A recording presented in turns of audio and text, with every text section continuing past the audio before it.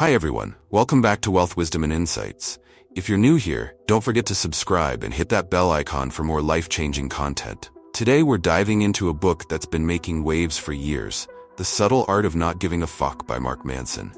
This book isn't your typical self-help book. It's raw, it's blunt, and it's exactly what many of us need to hear. The message? Stop trying to please everyone.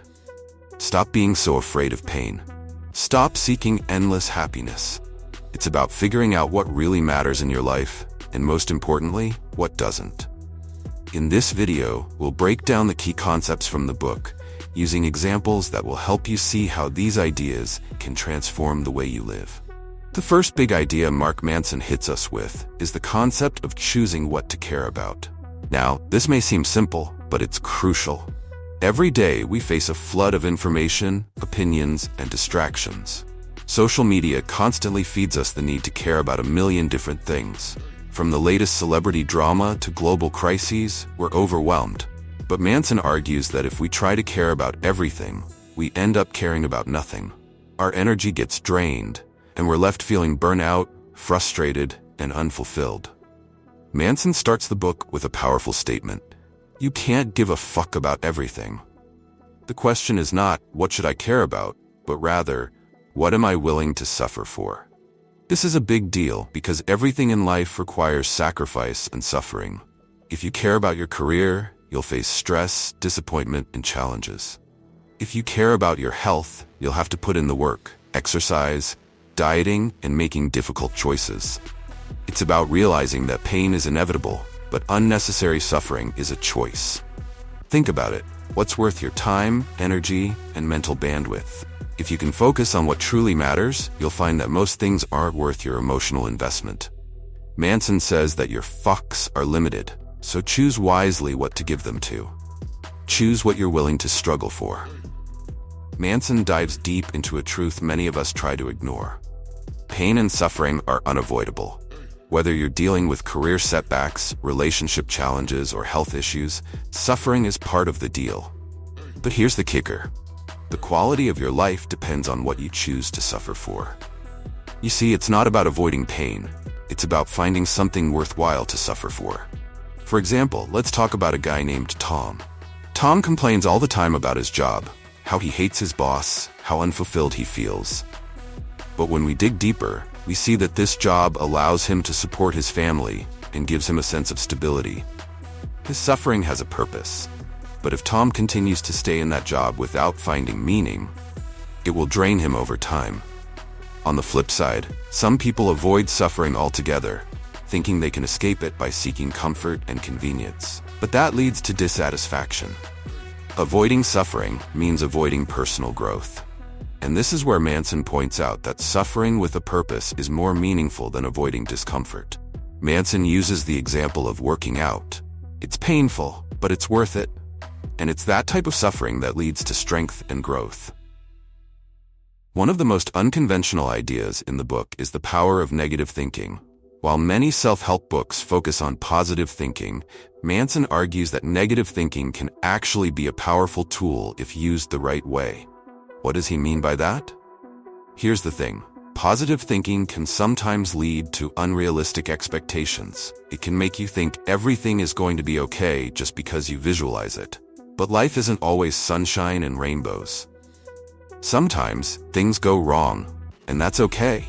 By thinking about the worst-case scenario, you're mentally preparing yourself for adversity. You're reducing the shock factor when things go wrong, and you're more likely to make smarter decisions when the worst does happen. For example, instead of thinking, I'll definitely get that promotion, Manson suggests asking yourself, what happens if I don't get the promotion?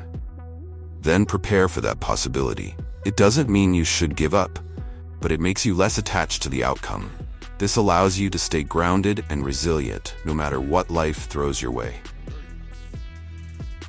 Mark Manson then goes after a huge misconception that society often pushes on us. You're special. The truth is, not everyone is special, and that's okay. This idea has been drilled into us since childhood. We've been told that we can do anything, be anything, and that we're all unique snowflakes. But when we put ourselves on a pedestal, we set ourselves up for disappointment. Manson argues that believing you're exceptional can lead to feelings of entitlement and insecurity. Why? Because life doesn't revolve around you, and most people don't care about your personal struggles the way you think they do. Think about it. How many times have you heard people whine about how tough their life is, or how they're the only ones going through hardship? It's natural to feel like you're alone sometimes, but Manson stresses the importance of realizing that everyone has problems. You're not that special, he says. Once you drop the notion of being extraordinary, you can focus on what really matters. No one owes you anything. Success doesn't come from entitlement, it comes from hard work, responsibility, and resilience. The importance of saying no. This is one of the most powerful lessons from the book, learning to say no. We live in a world that constantly demands our attention. People ask for favors, projects pile up, and social media keeps us glued to our screens. It's easy to say yes to everything, especially if you want to be liked or accepted. But Manson argues that saying yes to everything means saying no to the things that matter. Take the example of Steve Jobs. He was known for being incredibly selective about what he gave his attention to. He didn't try to solve every problem or make everyone happy. Instead, he focused on a few key priorities, like building Apple into an innovative company that revolutionized the tech world. Manson encourages us to ask ourselves, what am I willing to say no to? Saying no isn't about being rude. It's about being intentional with your time and energy. It's about setting clear boundaries for maintaining your mental and emotional well-being. Whether it's with friends, family, or coworkers, establishing boundaries is about protecting your time and energy. So, if you want to create a life that's meaningful, you need to be selective. Prioritize the things that will get you closer to your goals, and politely decline the rest. Let's say a friend always asks for favors, and you've been saying yes because you don't want to disappoint them. But this is draining you. By setting a boundary and saying, I can't help this time, you're actually helping both yourself and your friend by being honest. Here's another hard-hitting truth. You are responsible for your life. This doesn't mean that everything that happens to you is your fault, but it does mean you have the power to choose how you respond to situations.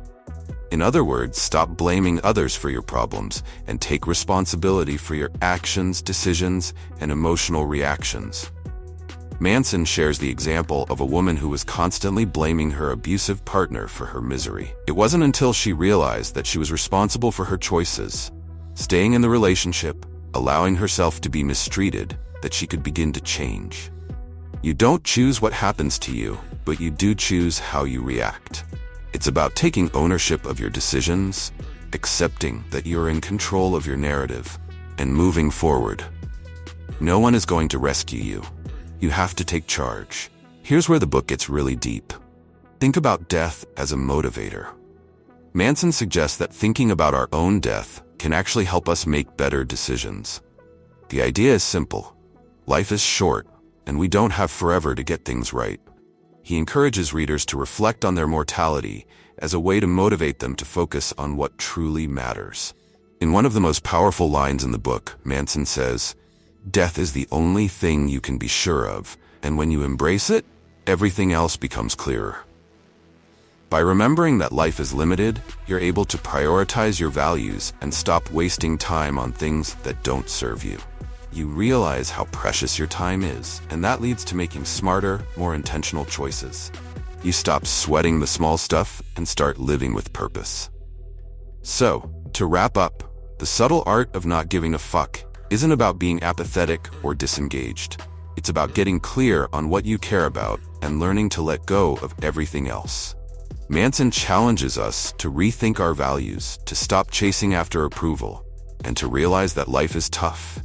And that's okay. The only way to live a fulfilling life is by choosing the right things to care about and letting go of all the unnecessary noise. If you want a more meaningful life, you have to stop caring about things that don't matter. And yes, you will suffer. But if you choose what you suffer for, it will all be worth it in the end. Thanks for sticking with me through this summary of the subtle art of not giving a fuck. If you enjoyed this video, make sure to give it a thumbs up, share it with your friends, and subscribe to the channel for more content like this. What's one thing you're going to stop caring about? Drop your thoughts in the comments below. See you in the next video.